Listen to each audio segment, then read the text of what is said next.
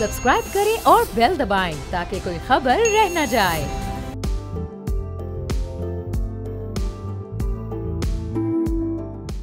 अस्सलाम वालेकुम, मैं हूं बाब जहांगीर। आप देख रहे हैं प्रोग्राम व्यापार और पाकिस्तान स्टॉक एक्सचेंज से इस पूरा हफ्ता हमें ज़बरदस्त खबरें देखने को मिली हैं। आज भी बड़ी मुस्बत पेशरफ गुज़िश्ता 2 रोज़ की तरह मार्केट में दिखाई दी है और 82,000 से ऊपर आज इंडेक्स ने ट्रेड किया है और ऑल टाइम हाई की तरफ ये इस वक्त इंडेक्स हमें जाता दिखाई दे रहा है। और न सिर्फ इस वक्त स्टॉक एक्सचेंज बेहतरीन परफॉर्म कर रही है बल्कि ब्लूमबर्ग की जो रिपोर्ट सामने आ रही हैं उसके मुताबिक भी 2024 में पाकिस्तान स्टॉक मार्केट को दुनिया की बेहतरीन मार्केट करार दिया गया है और सबसे ज़्यादा बैरूनी खरीदारी का रिकॉर्ड पाकिस्तान स्टॉक एक्सचेंज में सामने आया है। ये पूरी सूरत हाल हमारे सरमाकारों के लिए कितनी हौसला अफजा है और आगे ये मार्केट कहां तक जा सकती है, मजीद अभी कितना एक्सपोजर बाकी है, कितनी गुंजाइश इस इंडेक्स में अभी भी आगे बढ़ने की मौजूद है, इस पर हम गुफ्तगू करेंगे। एहसन मेहनती साहब MD and CEO Arif Habib commodities के हमारे साथ मौजूद हैं। तो एहसन साहब, आज भी कोई 660 से ज़ायद पॉइंट्स का इजाफा हमने देखा पहले सेशन में। इससे पहले भी हम पिछले 2 रोज़ में अच्छा खासा इजाफा देख चुके हैं। 82,000 पर इस वक्त इंडेक्स मौजूद है।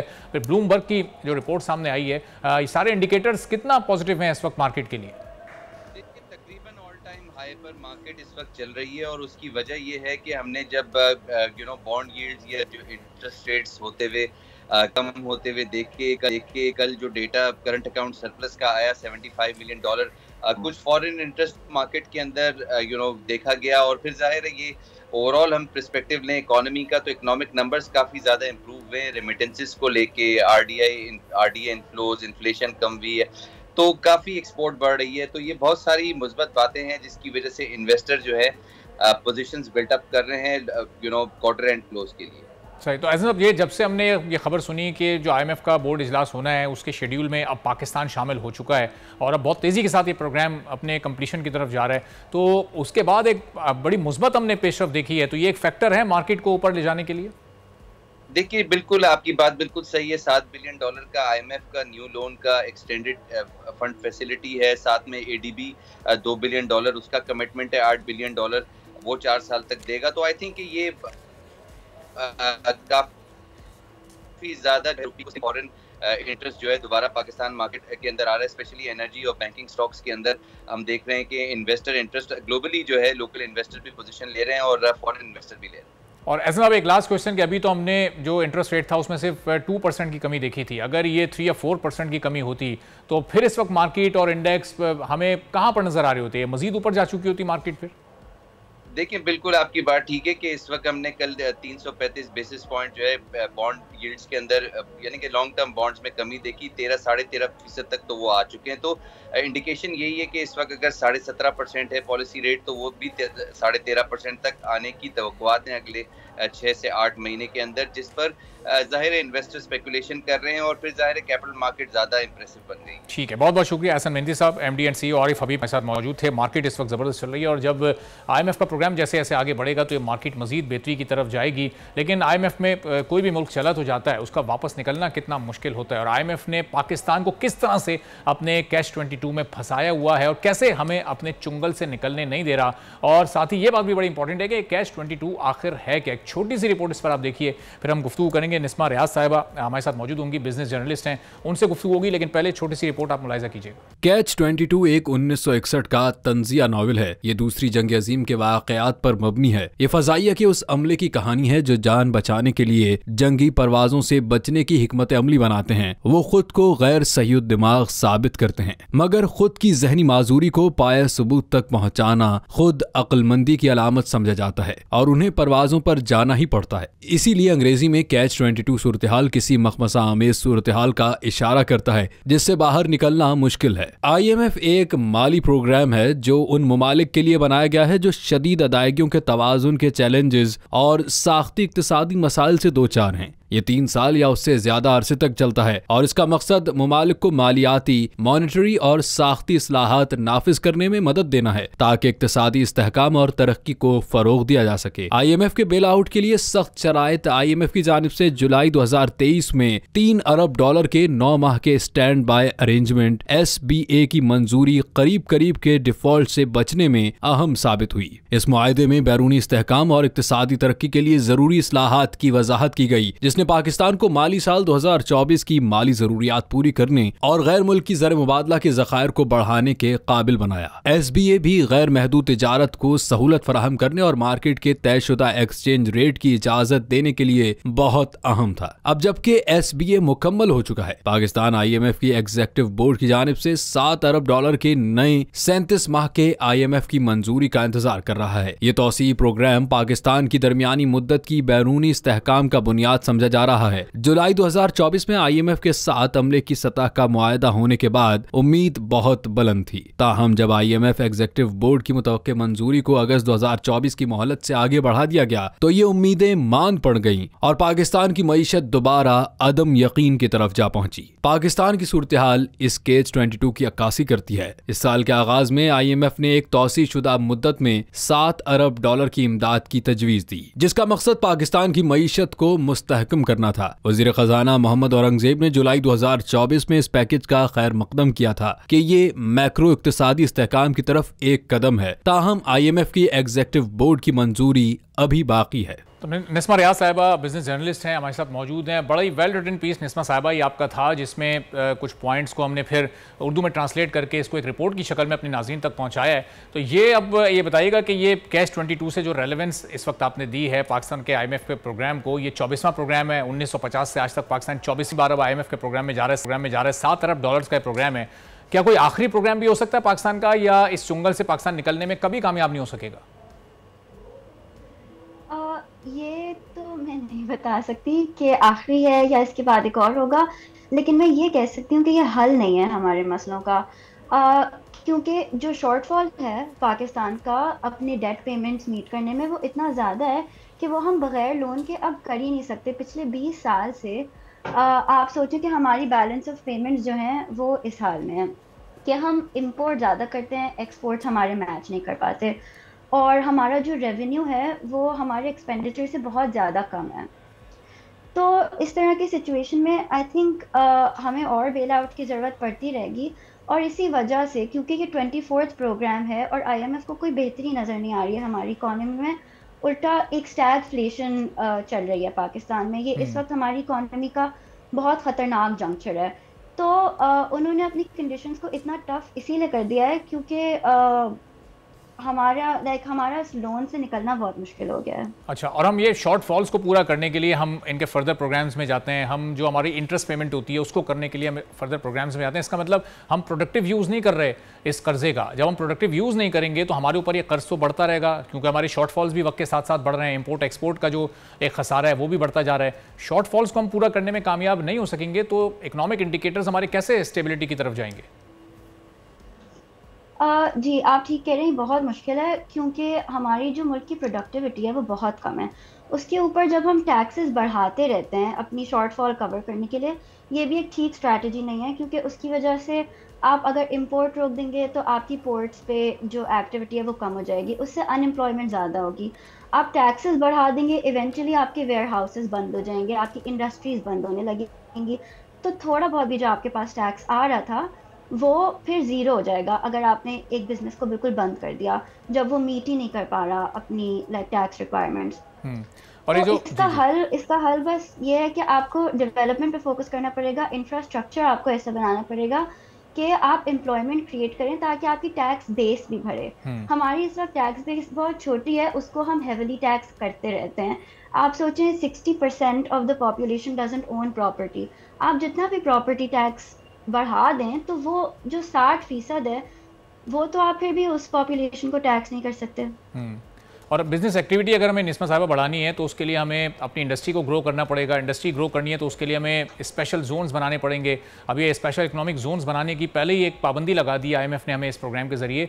तो अगर ये जोन्स नहीं बनेंगे तो जो हमारा इस वक्त इलेक्ट्रिसिटी का एक इशू है वो भी अपनी जगह पर रहेगा, उसकी भी कंजम्पशन नहीं बढ़ सकेगी, जॉब क्रिएशन तो फिर हो ही नहीं सकेगी। ये तो हम धंसते चले जाएंगे इनके चुंगल में।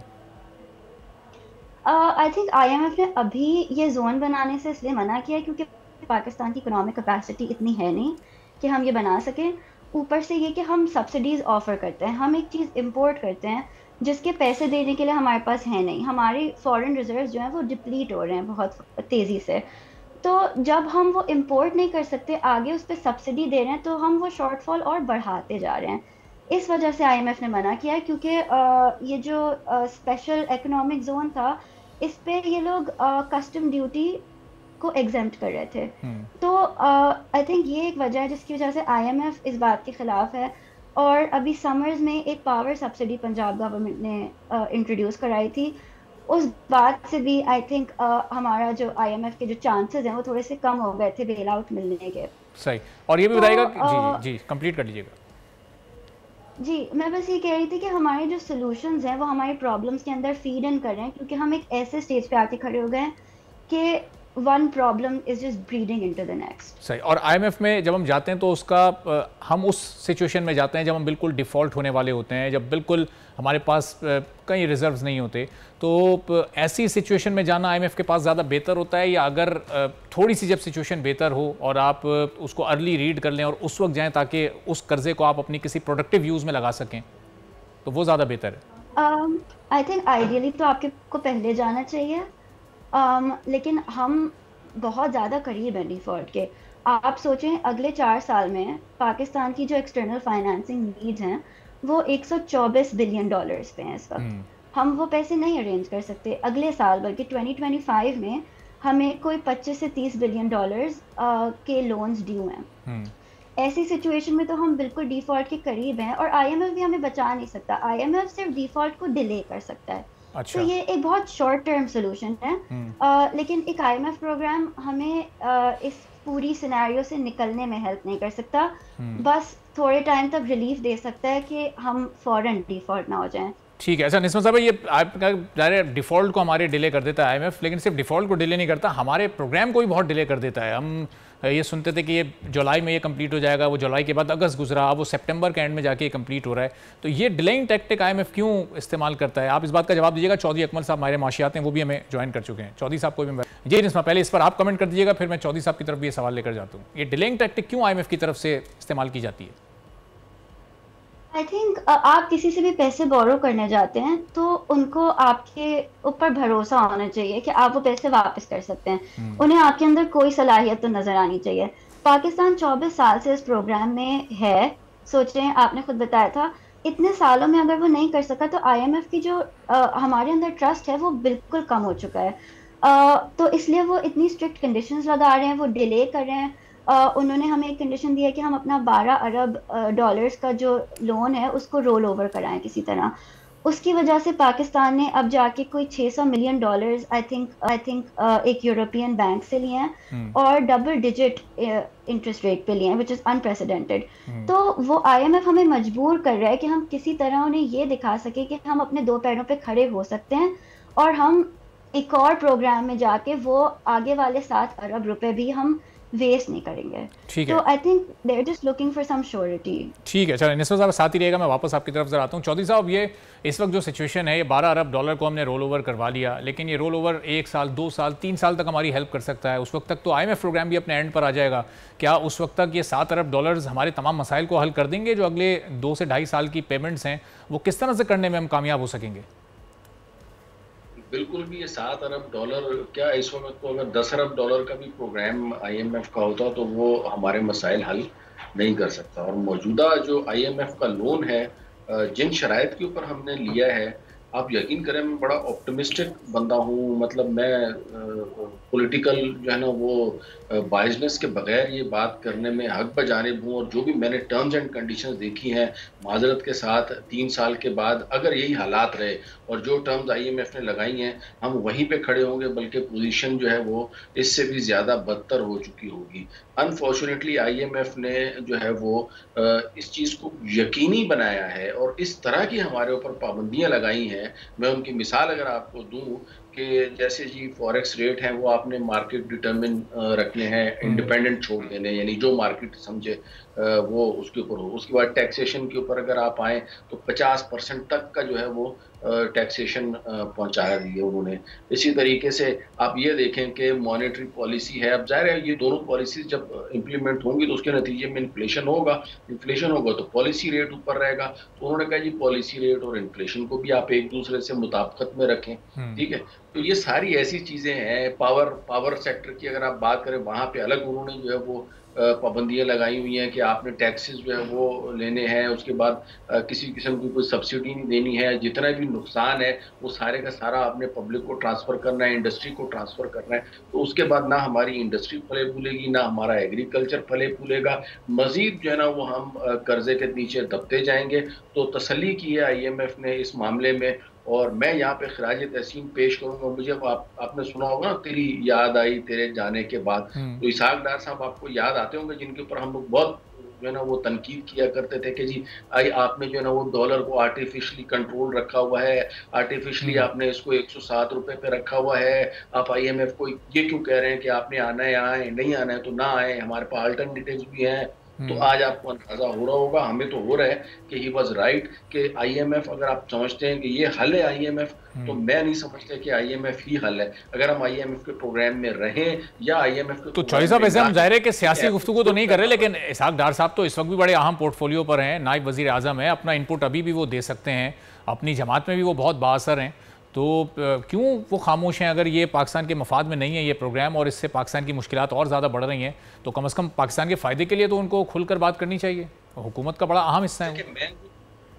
मैं जो समझ पाया हूँ ना, देखें डार साहब जो है ना नो डाउट फाइनेंशियल एक्सपर्ट हैं, अक्सर तनकीद करते हैं, मैं खुद नाकिद रहा हूँ और उनकी 100% पॉलिसीज को मैं भी कोई एग्री नहीं करता हूँ, लेकिन विद रेफरेंस टू IMF जो बात उन्होंने की, जिस तरीके से उन्होंने IMF को डील किया, मैं उसको 100% इंडोर्स करता हूँ। और अभी उनका इनपुट इसीलिए तो वो ले नहीं रहे, वरना वो मिनिस्टर ऑफ फाइनेंस ना होते। अगर आप ये समझते हैं कि उनके ऊपर पाबंदी या उनके ऊपर जो है वो फाइनेंस मिनिस्टर बनने में रुकावट जो है वो हमारे इंटरनल कोई फोर्सेज है, तो ऐसा कुछ नहीं है। मेरा मुबैना तौर पर मैं ये समझता हूँ कि IMF ने ही इसहाक डार साहब को जो है वो वजीर खजाना नहीं बनने दिया, वरना PMLN के पास इसहाक डार साहब की सूरत में एक अच्छा वजीर खजाना मौजूद है। क्योंकि इस वक्त मैं एक और बात अरबाब साहब आपको बताऊं, देखें अगर मार्केट में किसी चीज की शॉर्टेज होगी तो पाकिस्तानी कौम, तो आपको पता है भेड़ चाले वो तो उसके पीछे भागेंगे। तो डॉलर इस वक्त इकोनॉमी में शॉर्ट है तो उसको आर्टिफिशियली हुकूमत को एक कंट्रोल करना पड़ेगा। आप अगर उसको बेलगाम छोड़ देंगे तो आपका जो है वो डॉलर ऊपर रहेगा और कभी भी आपका बैलेंस ऑफ पेमेंट जो है ना एट पार आ नहीं सकता, क्योंकि डॉलर इतना हाई है।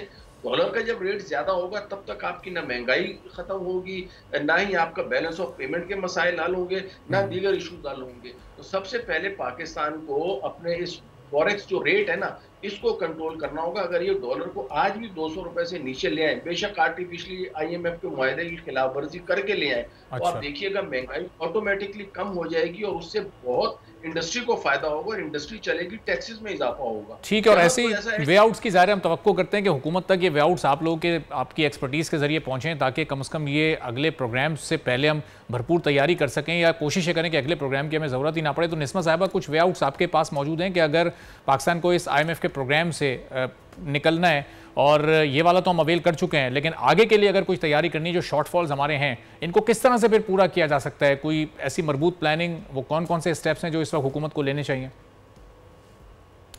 आई थिंक सबसे पहले तो हुकूमत को अपना एक्सपेंडिचर कम करना चाहिए। हमारा जो गैप क्रिएट हो गया रेवेन्यू और एक्सपेंडिचर में, उसको जितना ज़्यादा हो सके कम करना है। हम बिजली बनाने के लिए फ्यूल इंपोर्ट करते हैं, हम हर तरह का फ्यूल इंपोर्ट करते हैं, वो हमें रिप्लेस करना पड़ेगा। हमें ट्रक से ट्रेन पे शिफ्ट करना पड़ेगा। ये जो हमारी ट्रकिंग इतनी ज़्यादा राइज पे है, उसके बजाय we need to shift to rail, क्योंकि वो 30% कम आपका फ्यूल लेगी। आपको थोड़ा सा अपने पैरों पे खड़ा होना पड़ेगा, आपको डेवलपमेंट पे फोकस करनी पड़ेगी कि आप एम्प्लॉयमेंट क्रिएट करें और आप ऑल्टरनेटिव्स ढूंढें जो चीज़ें इंपोर्ट हो रही हैं।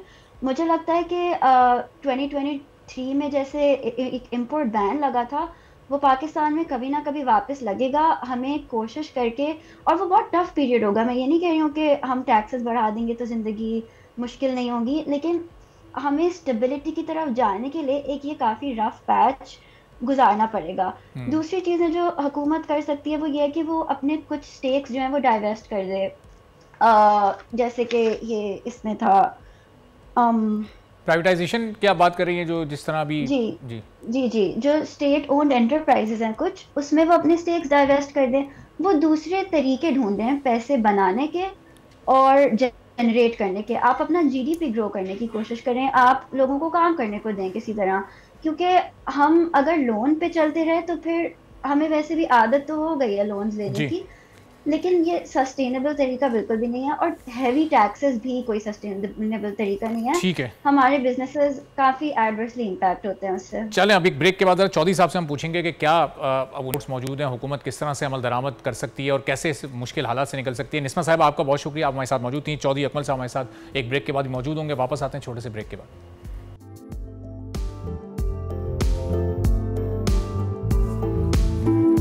एक बार फिर प्रोग्राम में आपको खुशामदीद कहेंगे। हमारे माशाल्लाह चौधरी अकमल साहब हमारे साथ मौजूद हैं। चौधरी साहब, ब्रेक से पहले हम वे आउट्स की बात कर रहे थे कि IMF के प्रोग्राम से आने वाले सालों में पाकिस्तान को अगर बाहर आना है, निकलना, और उसके बगैर ही अपने पाँव पर अपनी मईशत को खड़ा करना है, तो उसके लिए भी क्या बुनियादी 2-4 स्टेप्स आप तजवीज़ करेंगे हुकूमत को? देखें, किसी भी आज़ाद जो इकोनॉमी होती है या आज़ाद इकोनॉमिक पॉलिसी होती है, उसके जो ना 3 पिलर्स होते हैं। एक फिस्कल डिसिप्लिन, यानी जो हुकूमती अखराजात हैं और आमदनी एक दूसरे से मुताबिकत रखते हो। दूसरा है इन्वेस्टमेंट, फॉरेन इन्वेस्टमेंट और लोकल इन्वेस्टमेंट। और तीसरा जो है वो इसमें आते हैं स्ट्रक्चरल रिफॉर्म्स। स्ट्रक्चरल रिफॉर्म्स का मतलब ये है कि आप अपनी टैक्स बेस को बढ़ाएं, अपनी लेबर की प्रोडक्टिविटी करें और सेक्टर करें जो के पास है, आपको लॉस उनसे आप प्राइवेट जी। ऑन दी अदर हैंड, अब बैलेंस ऑफ पेमेंट की अगर बात करें, तो अगर हमने बैलेंस ऑफ पेमेंट को अपने इम्प्रूव करना है, और ज़ाहिर है इस वक्त जो हमारे सारा जो मसाइल है उसकी जड़ है बैलेंस ऑफ पेमेंट, तो उसमें सबसे पहले हमें अपनी रेमिटेंसेस को इम्प्रूव करना होगा, क्योंकि फौरी तौर के ऊपर हमें जो लोन मिल रहा है, आपको पता है वो बहुत ज़्यादा इंटरेस्ट रेट के ऊपर मिल रहा है। रिसेंटली तो 500 मिलियन का तकरीबन लोन लिया है कमर्शियल हुकूमत पाकिस्तान ने, वो तकरीबन 10% इंटरेस्ट रेट के ऊपर लिया है, क्योंकि पाकिस्तान की ज़ाहिर है फाइनेंशियल कंडीशन को इतनी अच्छी नहीं है। तो रेमिटेंसेस जो है वो आपके पास मुफ्त में पाकिस्तानी बाहर से भेज रहे होते हैं, तो इसको इम्प्रूव करना होगा। आईटी सेक्टर ऐसा है जिसमें जो है वो पावर का और दीगर जो महंगाई के एलिमेंट्स है वो इतना इम्पैक्ट नहीं करता, तो आईटी की सर्विसेज को हमें ज़्यादा फोकस करना होगा, ताकि हम कम टाइम में जो है वो ज़्यादा अपना जो ज़र मुबादला है वो कमा सकें। बाकी FDI बातों की हद तक तो मैं भी कह सकता हूँ कि ये FDI आए। FDI कहाँ से आएगी? इस मुल्क का ये हाल हो जहाँ पे पॉलिटिकल इंस्टेबिलिटी हो, जहाँ वहाँ FDI का सवाल पैदा नहीं होता। इसलिए हमें कोशिश ये करना चाहिए जो चीज़ें पॉसिबल हैं, जैसे IT की जो है वो एक्सपोर्ट हम बढ़ा सकते हैं। इसी तरीके से ज़राअत की अगर मैं बात करूँ तो ज़राअत में हमें अपनी प्रोडक्टिविटी को बेहतर करना चाहिए। सोलर का जो अभी उन्होंने किया सिस्टम, दैट इज़ गुड। इससे फार्मर्स को जो है ना वो फ़ायदा होगा। बिल्कुल ठीक है। साथ साथ मुश्किलात को भी हल करना चाहिए। आसान जो है वो कर्जे, स्प्रे और जाली दवाइयाँ, ये सारे मसले मसाइल। ठीक है, बहुत बहुत शुक्रिया चौधरी अकमल साहब, हमारे माशियात हमारे साथ मौजूद थे। और ज़ाहिर है स्ट्रक्चर ओवरऑल पाकिस्तान की इकॉनमी को भी अभी इसकी ज़रूरत है, और फिर सबसे ज़्यादा ज़रूरत इस वक्त इसकी पावर सेक्टर को है, चूँकि मुस्तकिल बुनियादों पर ये बात हो रही है कि IPPs के हवाले से कुछ अच्छी खबरें सामने आने वाली हैं। हुकूमत की टास्क फोर्स मुसलसल उनको इंगेज किए हुए है, लेकिन अभी तक कोई कॉन्क्रीट ऐसा रिजल्ट उस टास्क फोर्स की जानिब से सामने नहीं आया। अब कौमी असम्बली की क़यामा कमेटी बराए तवानाई को जो ब्रीफिंग दी है मिनिस्टर ओवैस लगारी साहब ने, जो पावर मिनिस्टर, उनकी जानिब से भी वहाँ पर कुछ फैक्ट्स या फिगर्स नहीं शेयर किए गए कि आने वाले दिनों में वो इस हवाले से क्या कौम को खुशखबरी देने जा रहे हैं कि जो इंडिजिनस गैस है या जो सस्ते ज़राए हैं, क्या उनको इस्तेमाल किया जाएगा, क्या IPPs को उस पर राज़ी किया जा रहा है, क्या मुआहिदों को रीनेगोशिएट किया जा रहा है। तो इस पूरी सूरत हाल पर हम बात करेंगे। डॉक्टर खालिद वलीद साहब रिसर्च फेलो हैं, SDPI के हमारे साथ मौजूद हैं। डॉक्टर खालिद साहब, बहुत शुक्रिया प्रोग्राम के लिए, आपने वक्त निकाला। अब जो इस वक्त बात कर रहे हैं वो इस लगारी साहब के आने वाले हफ्तों में कुछ अच्छी खबरें, कुछ खुशखबरी पाकिस्तान को पावर सेक्टर के हवाले से मिल सकती है। क्या हम उसको फोरकास्ट कर सकते हैं? वो क्या हो सकता है? रीनेगोशिएशन के लिए कुछ IPPs तैयार हो जाएंगे। 1-2 IPPs ने तो खुद से वॉलंटरली खुद को पेश किया है, लेकिन बाकी IPPs की जानिब से तो आलमी अदालत इंसाफ में जाने तक की बात की गई है। देखिए, खुशखबरी इस टाइम पे पावर सेक्टर से निकालना एक बड़ा मुश्किल काम है, और अगर कोई एक शॉर्ट टर्म रिलीफ आता है तो वो शॉर्ट टर्म रिलीफ हमेशा की तरह लॉन्ग टर्म में प्रॉब्लमेटिक होगा पाकिस्तान के लिए। तो गवर्नमेंट को इस टाइम पे मेरे ख्याल से जो एक मेरी ओपिनियन होगी वो ये होगी कि गवर्नमेंट शॉर्ट टर्म रिलीफ की तरफ ना जाए, लॉन्ग टर्म रिफॉर्म्स की तरफ जाए, ताकि पाकिस्तान को एक लॉन्ग टर्म जो है वो सोल्यूशन की तरफ लेके जाया जा सके पावर सेक्टर की मद में। जब भी पाकिस्तान ने short term stop cap arrangements किए हैं, अगर आप 2007-8 का ये एनर्जी क्राइसिस देख लें, जब लोड शेडिंग बड़ी ज़्यादा थी, 2015 तक हमने एक सोल्यूशन देखा, कि IPPs को यूज़ करते हुए कैपेसिटी कैसे एक्सपेंड की जा सकती है। तो उसकी वजह से पाकिस्तान आज के क्राइसिस में खड़ा है, जो कि अफोर्डेबिलिटी का क्राइसिस है। और इस अफोर्डेबिलिटी के क्राइसिस को हम लोग जो है वो इस तरह से सॉल्व करने की कोशिश कर रहे हैं, अगेन शॉर्ट टर्म प्लानिंग में, कि उसको इम्पोर्टेड कोल प्लांट्स को थर्ड कोल पे कन्वर्ट कर लें। उससे भी क्या होगा कि लॉन्ग टर्म में जिस तरह से क्लाइमेट एडवर्सिटीज़ बढ़ती जा रही हैं, सस्टेनेबिलिटी के चैलेंजेस आते जाएंगे, तो हमें थोड़ा सा लॉन्ग टर्म स्ट्रक्चरल रिफॉर्म्स इस सेक्टर में लाने होंगे ताकि डिस्ट्रीब्यूशन को भी ठीक किया जा सके, ट्रांसमिशन को भी मद्देनज़र रखें, और साथ में जो सस्टेनेबिलिटी का आंसर है जिसमें आपकी रिन्यूएबल एनर्जी पे शिफ्ट है, inefficient fossil fuel based power plants को रिटायर करना है, अर्ली रिटायर करना है, उस चीज़ को लेके आया जाए। तो मेरी जो ख्वाहिश होगी एनालिसिस की बुनियाद पे वो ये होगी कि पाकिस्तान जो है वो शॉर्ट टर्म की बजाय लॉन्ग टर्म रिलीफ की तरफ देखे। मे बी शॉर्ट टर्म में हमें कुछ सेक्रीफाइसेस करनी पड़े, लेकिन लॉन्ग टर्म हमारा जो है वो अच्छा हो जाएगा। दूसरी चीज़, हमें एनर्जी की प्रॉब्लम को एक इकोनॉमिक लेंस से भी देखना होगा। जितने अच्छे स्ट्रॉन्ग हमारे इकोनॉमिक इशारे होंगे, for example exchange rate stability, आपका इंटरेस्ट रेट, आपका इन्फ्लेशन रेट, जैसे जैसे ये स्टेबल होते जाएंगे, नीचे आते जाएंगे, पाकिस्तान में जो एनर्जी का टैरिफ है वो भी नीचे आता जाएगा, इंडेक्स होता जाएगा। तो renegotiation with IPPs is a good thing. उसको इस तरह से निगोशिएट करना होगा कि पाकिस्तान का बिजनेस क्लाइमेट, इन्वेस्टमेंट क्लाइमेट भी ठीक रहे, और साथ में हमें स्ट्रक्चरल रिफॉर्म्स की तरफ भी जाना होगा, जो कि रिन्यूएबल एनर्जी के हैं, अर्ली रिटायरमेंट के हैं, ट्रांसमिशन सिस्टम्स के हैं, और डिस्ट्रीब्यूशन साइड पे डिस्ट्रीब्यूशन कंपनीज ये जो लॉन्ग टर्म रिफॉर्म्स की आप बात कर रहे हैं, ये इनमें फिर वक्त कितना दरकार होगा? इसमें तो कई साल लग सकते हैं इन रिफॉर्म्स को लाते लाते। उस दौरान शॉर्ट टर्म सोल्यूशंस की भी ज़रूरत होगी, चूँकि एनर्जी रेट्स जो टैरिफ इस वक्त जहाँ पहुँच चुका है, तो वो एक कम अज़ कम वो एक आम आदमी के लिए, वो घरेलू सार्फिन के लिए तो काबिल बर्दाश्त नहीं है, और ज़ाहिर कमर्शियल सार्फिन भी उससे मुतासिर हो रहे हैं। इंडस्ट्री हमारी बहुत हद तक मुतासिर हो रही है। देखें, इसमें एक चीज़ ये देखें कि जब भी आपने लॉन्ग टर्म रिफॉर्म्स करने होते हैं तो उसकी डायरेक्शन आपको शॉर्ट टर्म में ही सेट करनी होती है, शॉर्ट टू मीडियम टर्म में।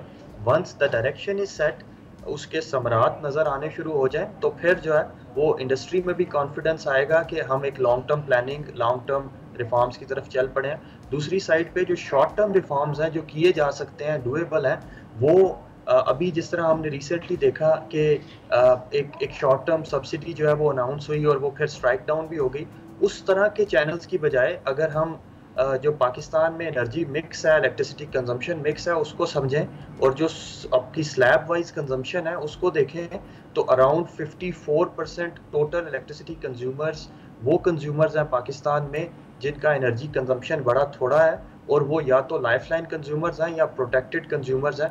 तो कोई भी सब्सिडी मैकेनिज्म या रिलीफ का मैकेनिज्म इस तरह से होना चाहिए कि उन हाउस होल्ड्स की, उन कंज्यूमर्स की ग्रिड से कंजम्पशन कम की जाए, उनको सोलर पैनल्स दे दिए जाएं इंस्टॉलमेंट्स पे या इनोवेटिव फाइनेंसिंग के थ्रू, ताकि वो जो सब्सिडी का बर्डन उनके लिए आता है और क्रॉस सब्सिडाइजेशन होती है, उसको इंडस्ट्री पे या कमर्शियल सारिफीन पे शिफ्ट किया जा सके, ताकि पाकिस्तान में एक positive economic cycle powered by Pakistan. Doctor साहब, ऐसे सार्फिन पर फिर वो जो एक्चुअल उनकी एनर्जी कॉस्ट है शायद उसका तो रिलीफ उन्हें मिल जाएगा, लेकिन जो पेमेंट्स उन पर डिवाइड होती है आके, जो कैपेसिटी पेमेंट की मद में जो अमाउंट उनका बनता है, वो तो फिर उन्हें बहरहाल हर हाल में देना ही पड़ेगा।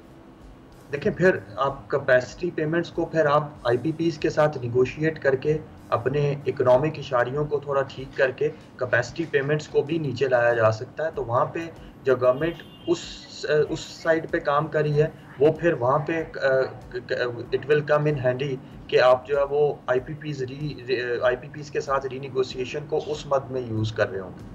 ठीक है। और मीनवाइल जो हमारी डिस्ट्रीब्यूशन में जो हमें रिफॉर्म्स चाहिए हैं, जो अपग्रेडेशन चाहिए, जो हमें जो बिजली की दीगर तकसीम कार कंपनीज़ हैं, वो जो इशू है जनरेशन और डिस्ट्रीब्यूशन के दरमियान जो गैप है, उसको कैसे फिलअप किया जा सकता है, उसको कैसे अपग्रेड किया जा सकता है? फिर देखिए, डिस्ट्रीब्यूशन साइड पे जो आपके लीकेजेस है ना, वो बड़ा इंपॉर्टेंट है। वो इस तरह से भी इंपॉर्टेंट है कि वो अगर आप वो रिफॉर्म्स कर रहे हैं तो वो आपको एज देंगे किसी भी के साथ रीनिगोशिएट करने में, पर्टिकुलरली चाइनीज़ पावर प्लांट्स के साथ कि हम सिर्फ आपके साथ निगोशिएट या रीनिगोशिएट नहीं करें, हम साथ में स्ट्रक्चरल रिफॉर्म्स कर रहे हैं। जो डिस्ट्रीब्यूशन कंपनीज की लॉसेज हैं उनको भी कर्टेल करने की कोशिश कर रहे हैं। और दूसरी चीज़ बड़ी इंपॉर्टेंट है कि अभी आइस्को ने एशियन डेवलपमेंट बैंक के ताउन से एडवांस मीटरिंग इंफ्रास्ट्रक्चर जो है AMI मीटर्स जो है वो मुतारिफ कराए हैं, लेकिन उस इनिशिएटिव में भी काफ़ी सारी कंप्लेंट्स जो है वो आना शुरू हो गई हैं। तो गवर्नमेंट को इस चीज़ को भी देखना है कि जो डिस्ट्रीब्यूशन कंपनीज जो अपने आप को इनोवेट करने की, अपनी एफिशिएंसी को बढ़ाने की कोशिश कर रही हैं, उस मद में जो इनिशिएटिव्स लिए जा रहे हैं वो भी इतने रिगरस और टारगेटेड होने चाहिए कि उससे ट्रस्ट डेवलप हो, ना कि ट्रस्ट का जो है वो क्रिएट हो। बहुत बहुत शुक्रिया डॉक्टर खालिद वली साहब, एनर्जी एक्सपर्ट हमारे साथ मौजूद थे। आपने उनकी सुनी। इसी के साथ आज के प्रोग्राम से इजाज़त दीजिए। अल्लाह हाफ़िज़।